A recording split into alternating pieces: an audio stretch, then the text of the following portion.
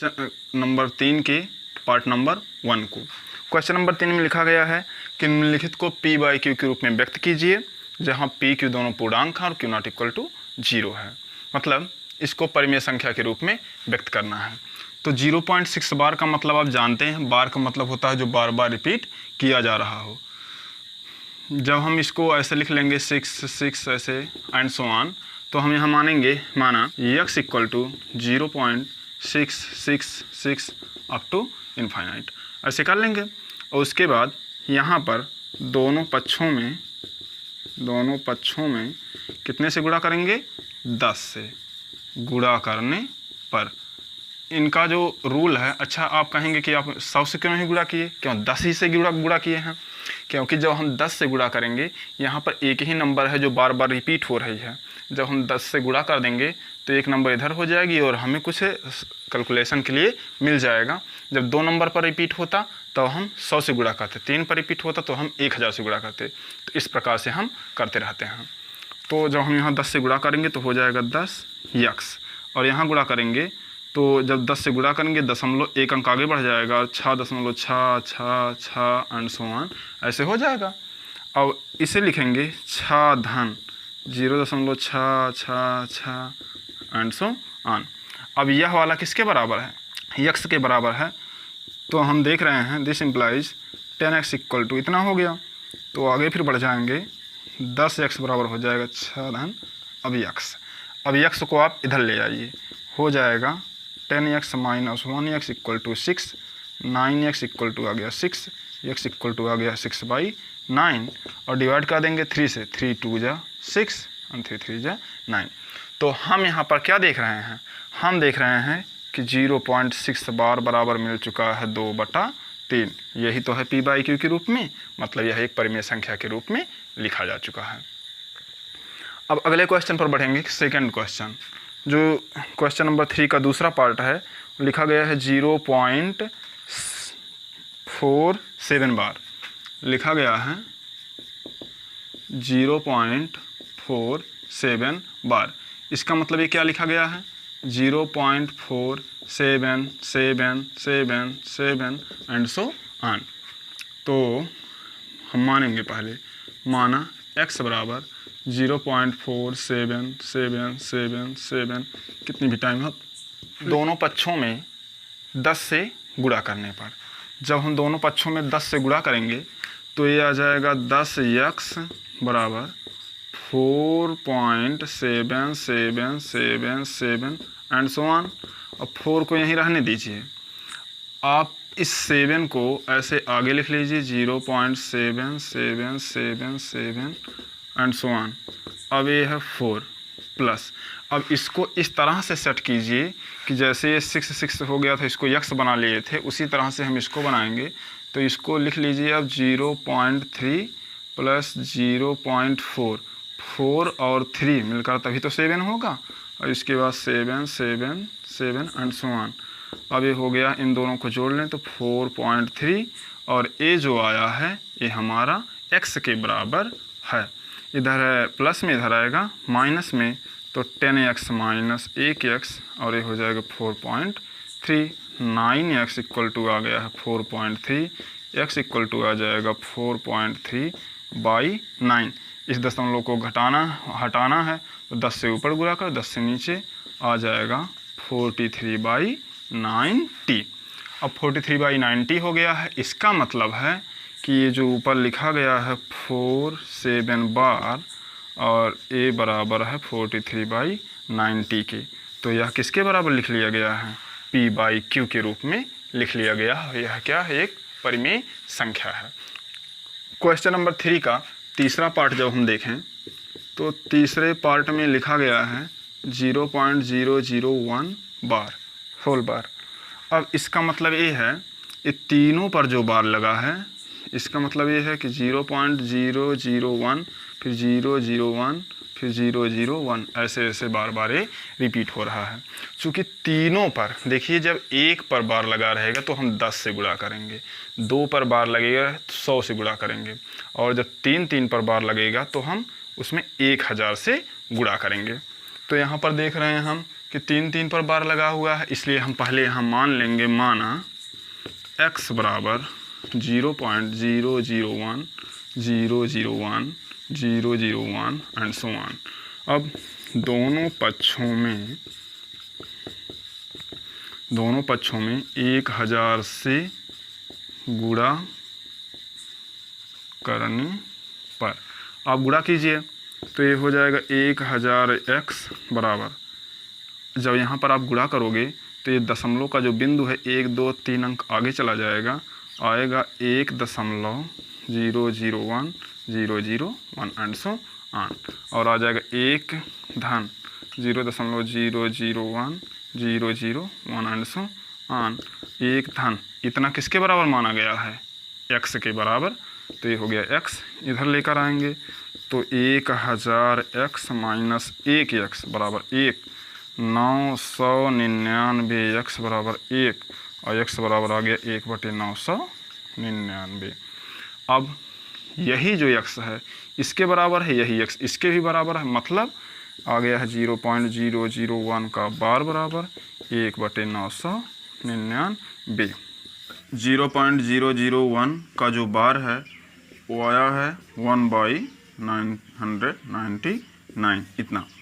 यदि हम competition level की मतलब पढ़ाई कर रहे होते तो उस दौरान हम क्या करते, सिंपली छोटी छोटी जो ये संख्याएं हैं पहले भाग, दूसरे भाग, तीसरे भाग में जो हमने देखा है उनको हम बड़ी आसानी से ऐसे भी लिख सकते थे, जैसे 0.6 बार यहाँ पर लिखा गया है, तो जिस संख्या पर बार लिखा होता है उतनी बार नीचे 9 लिख लिया जाता है। जैसे 6 पर कितनी बार है, मतलब एक ही 6 पर यहाँ पर बार है तो 6/9 हो गया। और यहाँ पर 0.47 बार जो यहाँ लिखा गया था, तो इसको लिखने के लिए जैसे इसको लिख लेंगे हम पहले 47, जिस पर बार नहीं है उसको घटा लें, और जिस पर बार है उतना 9 लिखें, जिस पर बार नहीं है उतना 0 लिख लें। मतलब ए लिखेंगे 47, 4 पर बार नहीं उसको ऊपर से घटा लेंगे, नीचे क्या लिखना है, जिस पर बार है उतना 9, 1 पर बार नहीं है उतना 0, और इतना लिखने के बाद हम ये कर लेंगे, और जब यहाँ से घटाएंगे 47 माइनस 4 इक्वल टू 43, और ये आ गया 90, राइट आंसर है। फिर यहाँ पर देखें हम अगर इसकी बात करें 0.001 बार का, तीनों पर बार है, चूँकि यहाँ पर तीनों पर बार है इसलिए 1/3 बार 9 लिख लिए हैं। लेकिन हम यहाँ पर क्लास 9th में हमको नोटबुक भी बनानी है और एग्ज़ाम में इसी तरह से लिखना है जैसे हम ये लिखे हैं, तो हमको एक कंप्लीट सोल्यूशन लिखना पड़ेगा ही पड़ेगा। तो चौथे क्वेश्चन में लिखा है 0.9999 ऐसे and so on up to infinite. माना x बराबर 0.999 अप टू इनफाइनाइट, दोनों पक्षों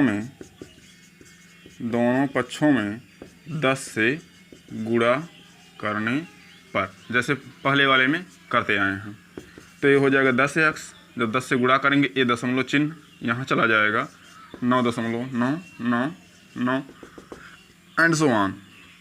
फिर यदि हम इसको ऐसे लिखें 9 धन 0.999 एंड सो ऑन 9 प्लस, अब ये जो लिखा है 0.999 ये किसके बराबर है, x के बराबर है, हम इसको लिखेंगे x, इधर प्लस में इधर आएगा माइनस में, ये 10x ऐसे नीचे आता चला जाएगा, this implies 10x minus x equal to 9। आगे बढ़ जाएंगे तो 10x minus 1x equal to 9x equal to 9x equal to क्या आ गया 1। तो x बराबर यहाँ पर 1 आ गया, मतलब इसका जो मतलब है 9/9 करेंगे तब तो 1 आएगा। अब ये चीज़ जो है यहाँ पर मतलब 0.999 अप्रॉक्सीमेटली यदि हम इसको लिखना चाहें तो किसके बराबर लिख सकते हैं, 1 के बराबर लिख सकते हैं, मतलब 1/1 के बराबर यहाँ पे लिख सकते हैं। तो यही क्या है p/q के रूप में लिखा दिया। अब हम देखते हैं क्वेश्चन नंबर 5। क्वेश्चन नंबर 5 में लिखा है कि 1/17 के दशमलव प्रसार में अंकों के पुनरावृत्ति खंड में अंकों की अधिकतम संख्या क्या हो सकती है, और अपने उत्तर की जांच करने के लिए विभाजन प्रक्रिया कीजिए। तो हम क्या करेंगे, विभाजन प्रक्रिया करेंगे। 1/17 लिखा हुआ है और 1/17 का मतलब है कि 1 में हम 17 का भाग करेंगे। आप देख ही रहे हैं कि 1 में 17 का भाग नहीं जाएगा, इसलिए हम यहाँ पर दशमलव बढ़ाएंगे। दशमलव के बाद 1 0 लगाने की स्वतंत्रता होती है। फिर हम एक बार और 0 बढ़ाएंगे तब जाकर यहाँ पर 100 बनेगा। अब 17 से 100 में हम भाग करेंगे तो यहाँ पर जाएगा 17 पचे 85। जब 5 बार ले जाएंगे हम तो ये आ जाएगा यहाँ पर 85 और इसके बाद घटा लेंगे, ये आ गया है 15। फिर 0 बढ़ाएंगे और उसके बाद अब की बार हम ले जाएंगे, कितनी बार ले जाएं? 17 छक्का 102, 17 सत्ते 119, 17 अट्ठे 136, 17 नवैया 153। तो 9 बार ले जाएंगे तो 153 हो जाएगा, इसलिए हम 8 बार ही ले जाते हैं। तो हम 8 बार ले जाएंगे तो आ जाएगा 17 अट्ठे 136, घटाएंगे तो आ जाएगा 14। फिर यहाँ पर हम 0 लगाएंगे।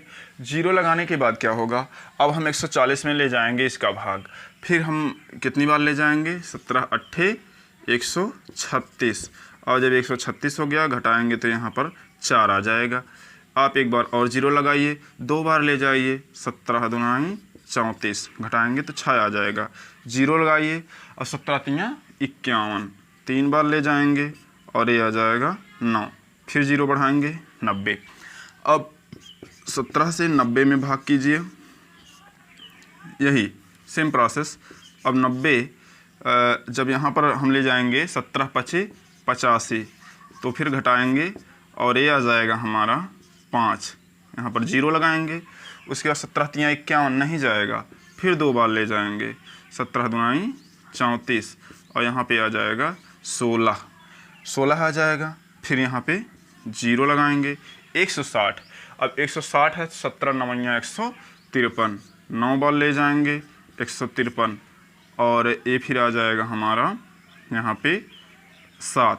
फिर 0 लगाएंगे, 17 चौका 68, 4 बार ले जाएंगे, ये हो गया 68। उसके बाद 2 आ गया, फिर 0 बढ़ाएंगे क्योंकि दशमलव हम एक बार लगा लिए हैं, 17 इक्के 17। अब यहाँ पे घटाएंगे तो 3। अब ये जो 3 आ गया है, फिर यहाँ 0 लगाएंगे। अब कितनी बार ले जाएं? 17 इक्के 17 और यहाँ पर आ जाएगा हमारा 13। फिर 0 लगाएंगे, 130 आ गया तो 17 सत्ते 119, 7 बार ले जाएंगे, 119, यहाँ 1 और यहाँ पे 1, 11 हो गया। फिर 0 बढ़ाएंगे, 17 छक्का 102, अब 102 आ गया है। उसके बाद यहाँ पे 8 आ गया, फिर 0 लगाएंगे, 17 पचे 85 ज़्यादा हो जाएगा, 17 चौका 68, अब ये हो गया है 12। उसके बाद फिर यहाँ पर 12 में 0 लगाएंगे, 120, 17 सत्ते 119, क्या आ गया? 1 आ गया।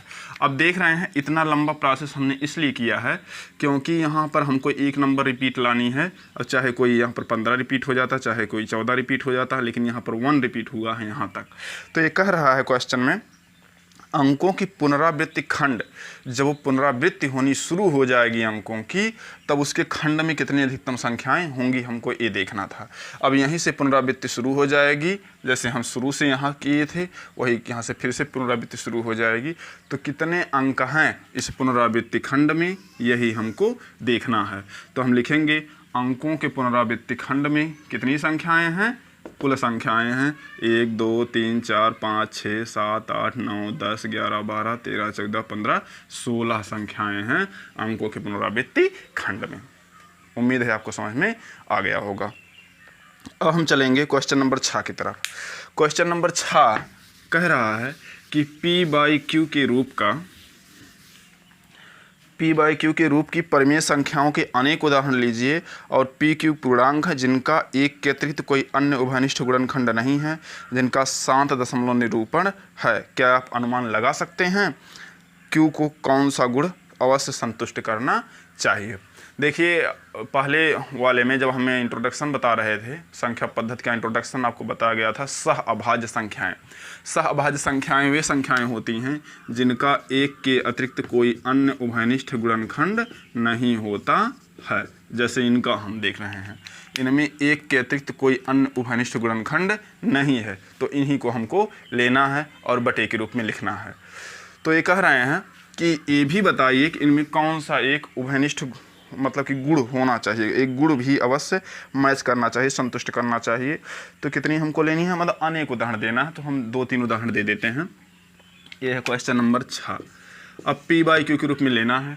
चलो हम लिख लेते हैं 7/2, फिर एक ले लेते हैं 7/5, और एक ले लो 2 और 5 का मिश्रण 7/10। ऐसे मतलब एक हम ले ले हैं मतलब 7/2। 7/2 क्यों लिए? क्योंकि 2 से अभी ये डेसिमल में जाएगा तो डिवाइड हो जाएगा, 5 से भी ये डेसिमल में जाएगा डिवाइड हो जाएगा, 10 से तो डेसिमल में जाएगा डिवाइड हो ही जाना है। तो इसलिए हम पहले 2 लिए, फिर 5 लिए, फिर ये लिए। हम अलग अलग संख्याएं भी ले सकते हैं, लेकिन एक गुणे मैच करना चाहिए कि ये जो है इनमें और इनमें और इनमें देख रहे हैं कोई भी उभयनिष्ठ गुणनखंड एक के अतिरिक्त नहीं है। चलिए हम भाग देकर देख लेते हैं। तो यहाँ पर जब हम इसको आगे बढ़ाएंगे, 2 से भाग करोगे आप 7 में तो होगा 2 3 6, 1 आ गया, दशमलव बढ़ाए 0 आ गया, 2 5 10। तो इसका मतलब ए आ चुका है हमारा 3.5। तो ये कैसा है? शांत है। कैसा है? शांत है। फिर हम आगे बढ़ेंगे, 5 से भाग करेंगे 7 में, 5 1 5, 2 आया, दशमलव लगाए, और उसके बाद यहाँ पर 0 आ गया, 5 4 20। अब ये कट चुका है। उसके बाद ये आ चुका है 1.4। ये भी कैसा है? शांत है। फिर अब हम 10 से भाग करेंगे 7 में, तो ये हो जाएगा 10 7, मतलब पहले तो डेसिमल लगा लीजिए, तो ये होगा 70, और यहाँ पर हम भाग करेंगे 7 बार, आ गया 70, कट गया। इसका मतलब ये आ चुका है 0.7। तो हम 3 उदाहरण लिए हैं, 7/2, 7/5, 7/10, और यहाँ पर मिल चुका है 3.5, जो कि शांत है। ये भी शांत है, ये भी शांत है। तब सब शांत दशमलव प्रसार हैं। कौन सा गुण संतुष्ट कर रहा है? क्योंकि यहाँ पर इन सब में ये चीज़ कॉमन है कि ये अभाज्य सह अभाज्य गुणनखंड हैं। क्वेश्चन नंबर 7 में लिखा हुआ है, ऐसी 3 संख्याएं लिखिए जिनके दशमलव प्रसार अनवसानी अनावर्ती हों। आप समझ लीजिए कि अनवसानी अनावर्ती संख्याओं को लिखने के लिए, अनवसानी अनावर्ती संख्याओं को लिखने के लिए सबसे पहले मतलब हमको लिखना अपरिमेय संख्याएं। एक तरीका हम बताते हैं कि कोई एक डिजिट लिखिए। चलिए कोई एक डिजिट, चलो हम यहाँ पर 2 लिख लेते हैं। 1 बार 0 लिखिए, 2 लिखिए, 2 बार 0 लिखिए, फिर 2 लिखिए, 3 बार 0 लिखिए, फिर 2 लिखिए, फिर 4 बार 0 लिखिए, फिर 2 लिखिए। इस तरह से करते चले जाएंगे तो अनवसानी अनावर्ती संख्याएं ये बन जाएंगी। दूसरा, आप जैसे यहाँ पर ले लीजिए 0 पॉइंट, अब हम यहाँ पर 1 ले लिए, फिर 0 लिख लिए, फिर 1 लिख लिए, 2 बार 0 लिख लिए, 1 लिख लिए, 3 बार 0 लिख लिए, फिर 1 लिख लिए, 4 बार 0 लिख लिए, फिर 1 लिख लिए, ऐसे 5 बार 0 लिख लिए। ऐसे ऐसे ये भी अनवसानी अनावर्ती संख्याएं हो जाएंगी। हम अनंत संख्याओं को लिख सकते हैं, अपरिमेय संख्याओं। अगला हम जैसे यहाँ पर लिख लें 0.1 लिख लें, 2 लिख लें, 2 बार 1 लिख लें, फिर 2 लिख लें, 3 बार 1 लिख लें, फिर 2 लिख लें, 4 बार 1 लिख लें, फिर 2 लिख लें। ऐसे हम लिखते चले जाएंगे और अनेकों हम अनवसानी अनावर्ती संख्याएं लिख पाएंगे, अपरिमेय संख्याएं लिख पाएंगे। क्वेश्चन नंबर 8 जो है, क्वेश्चन नंबर 8 की तरफ चलते हैं। तो ये समझ में आ गया होगा। क्वेश्चन नंबर 8 की तरफ हम जाएंगे और क्वेश्चन नंबर 8 लिखा हुआ है, परिमेय संख्याओं 5/7 और 9/11 कौन है? 5/7 और 9/11। इनके बीच में कितनी? 3 अलग अलग अपरिमेय संख्याएं ज्ञात करनी हैं। 3 अलग अलग अपरिमेय संख्याएं ज्ञात करनी हैं। आपको बताया गया था कि अपरिमेय संख्याएं अनवसानी अनावर्ती होती हैं और परिमेय संख्याएं शांत होती हैं या अनवसानी आवर्ती होती हैं। तो अनवसानी अनावर्ती का मतलब है ऐसी ही संख्याएं लाइए इनमें इनके बीच में जो कभी उनके टर्म रिपीट ना करते हों, जिनकी वैल्यू कभी रिपीट ना करती हो। तो हम सबसे पहले क्या करेंगे, 5 में 7 से डिवाइड करेंगे और यहाँ पर हम दशमलव लगाएंगे और 0 बढ़ाएंगे, 7 7 49, यहाँ पर आ गया 1। अब उसके बाद यहाँ पर 0 लगाएंगे, अब फिर भाग देंगे 7 1 7। अब ए आ जाएगा हमारा यहाँ पे 1 नहीं 3, 0 बढ़ाएंगे, 7 3 21 और जो 21 आ गया ये 9, 7 चौक 28 कर लीजिए, सबसे आसान, 7 चौक 28, ये 2 आ गया। फिर यहाँ पे 0 लगाएंगे, 7 दूनी 14, अब ये 6 आ गया। उसके बाद यहाँ पे फिर 0 बढ़ाएंगे, 7 8 56 हो जाएगा, 7 8 56। अब ये 4 आ गया, फिर 0 बढ़ाएंगे, 7 5 35, 5 आ गया, 0 बढ़ाएंगे, 7 7 49। आप देख रहे हैं फिर से यही टर्म रिपीट होना शुरू हो गया है। तो हम इतना ही लिखेंगे, क्या लिखेंगे, 0.71 4 2 8 5 इसी का बार, मतलब अब इतना ये रिपीट करेगा। आगे बढ़ते हैं, 9 में 11 से भाग देते हैं। जब 9 में हम 11 से भाग करेंगे, 9 में 11 से भाग करेंगे, दशमलव लगाएंगे, 0 बढ़ाएंगे, 11 8 88, 2 आएगा, 0 बढ़ाएंगे, 11 1 के 11, फिर 9 आएगा, फिर 0, मतलब 8 1 8 1 8 1 ऐसे रिपीट करता चला जाएगा।